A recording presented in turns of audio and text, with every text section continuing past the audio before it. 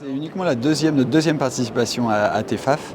On avait un stand l'année dernière pour la première fois qui était un focus autour des Lalanne. On a déjà vendu une pièce très importante des Lalanne avant même l'ouverture de la foire. L'engouement du marché international pour Lalanne est toujours présent.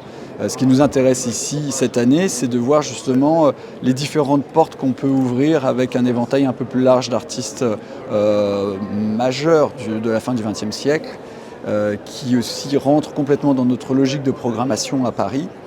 Donc voilà, je pense que c'est une bonne foire pour pouvoir expérimenter des artistes aussi différents que Parino, Ed Ruscha ou Penck. Il y a quand même beaucoup de collectionneurs américains qui viennent ici, notamment les amis du Met. On a aussi évidemment beaucoup de collectionneurs français, allemands, donc c'est pour ça qu'on a à la fois des artistes américains très pointus, comme Parino ou Maurice, et des artistes un peu incontournables sur le marché français, comme Soulage par exemple, ou encore un tableau de Penck qui lui va aussi s'adresser peut-être un peu plus à un marché allemand.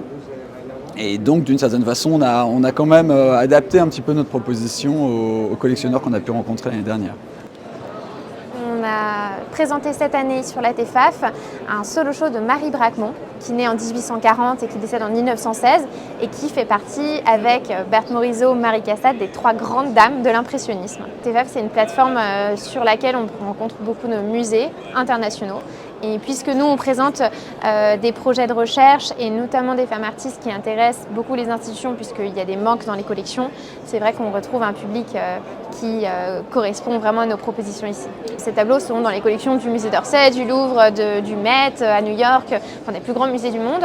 Mais Marie Bracmont, c'est pas un nom qui résonne pour le grand public. Marie Cassatt, Berthe Morisot, on a plus l'habitude de voir ces artistes-là.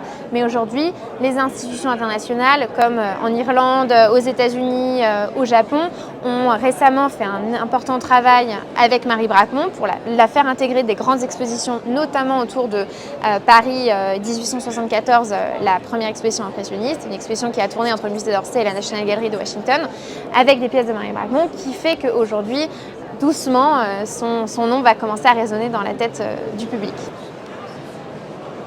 C'est la première fois que nous participons à TEFAF, qui est une grande foire reconnue depuis longtemps. C'est une foire de chefs-d'œuvre plutôt.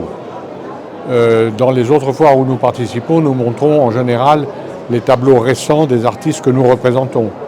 Ici, c'est le cas pour certains, par exemple le tableau qui est derrière moi de Fabienne Verdier, mais pour la plupart des tableaux qui sont là, ce sont des tableaux plus importants dans l'œuvre de chaque artiste.